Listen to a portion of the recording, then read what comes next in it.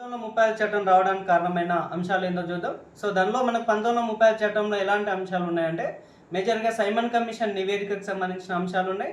అదేవిధంగా round table conference సమావేశాల్లో మనకు 3 జరిగినాయి. ఈ 3 సమావేశాల్లో తీసుకున్న నిర్ణయాలు ఉన్నాయి.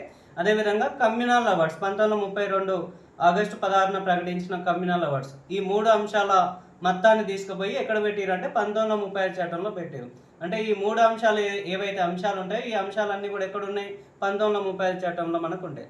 మరి ఈ 3 అంశాలను కలిపి ఒక శ్వేతపత్రాన్ని రిలీజ్ చేసిన పర్సన్ ఎవరు అంటే లిన్ను లితుగో అనే పర్సన్. ఏ 3 అంశాలు అంటే సైమన్ కమిషన్ నివేదిక, మరియు కమ్యూనల్ అవార్డ్స్, మరియు ఇంకేంటి అంటే రౌండ్ టేబుల్ కాన్ఫరెన్స్. ఈ 3 అంశాలతో కలిపి ఒక 1933 సంవత్సరంలో ఒక శ్వేతపత్రాన్ని రిలీజ్ చేశారు. యాస్టీస్గా దీనే 1935 చట్టంగా మనం చెప్తున్నాం. మరి 1935 చట్టం ద్వారా కూడా ఏంటంటే కేంద్ర రాష్ట్రాల మధ్య అధికార విభజన జరిగింది.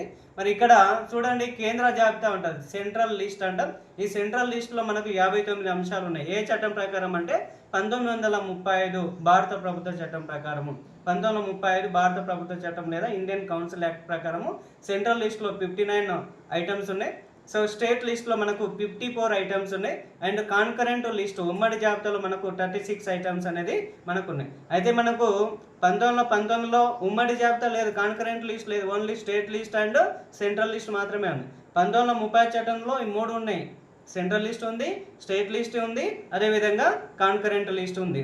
అదేవిధంగా ఈ మూడిట్లో లేని అంటే central list, state list, concurrent లిస్టులో లేని అంశాలన్నిటిని కూడా మనము రెసిడ్యూవర్ పవర్స్ అంటాం, అవశిష్ట అధికారాలు అంటాం. ఈ అవశిష్ట అధికారాలను ఎవరికి ఇచ్చారు అంటే కేంద్రానికి ఇవ్వడం జరిగింది. ఓకేనా? సో లేదా వైస్రాయ్, అప్పుడైతే వైస్రాయ్ గవర్నర్ జనరల్కి ఇవ్వడం జరిగింది. ఇప్పుడైతే అవశిష్ట అధికారాలు కేంద్రం పార్లమెంట్ చేతిలో ఉంటాయి. సో అదేవిధంగా ఇది మనకు మేజర్గా ఏంటి అంటే ఈ అంశాలన్నీ కూడా మనకి ఏంటంటే 1935 చట్టంకి సంబంధించి ముఖ్యమైన అంశాలు. సో ఇక్కడ ఇంకా చాలా అంశాలు ఉంటాయి, మనం మాట్లాడవచ్చు. ముఖ్యంగా ఏంటంటే కేంద్రంలో ఏ విధానాన్ని ప్రవేశపెట్టారు అంటే 1935 చట్టం ప్రకారం కేంద్రంలో డయార్కీని ప్రవేశపెడతారు. గతంలో 1919లో డయార్కీ ఎక్కడ ఉన్నది? రాష్ట్రాల్లో ఉన్నది. రాష్ట్రాల్లో ఉన్న డయార్కీని 1935 చట్టం వచ్చేసరికి దేనిలో ప్రవేశపెట్టారు అంటే కేంద్రంలో. మరి ఇప్పుడు రాష్ట్రాలలో ఏముందంటే ద్విసభా విధానం ఉంది. అంటే 1935 చట్టం నుంచి ద్విసభా విధానం ఎక్కడ ఉందంటే రాష్ట్రాల్లో ఉంది. ఇప్పుడు కూడా ద్విసభా విధానాలు రాష్ట్రాల్లో ఉన్నాయి. ప్రజెంట్ కూడా 6 రాష్ట్రాల్లో ద్విసభా విధానం ఉన్నాయి. సో అవి కూడా మనకి ఇంపార్టెంట్. అంటే 1935 చట్టం ఏం గుర్తుంచుకోవాలంటే రాష్ట్రాలలో అయితే ద్విసభా విధానము, అదేవిధంగా కేంద్రంలో అయితే ద్వంద్వ ప్రభుత్వం, దీన్నే డయార్కీ అనేది మనం ఇక్కడ గుర్తుంచుకోవాలి.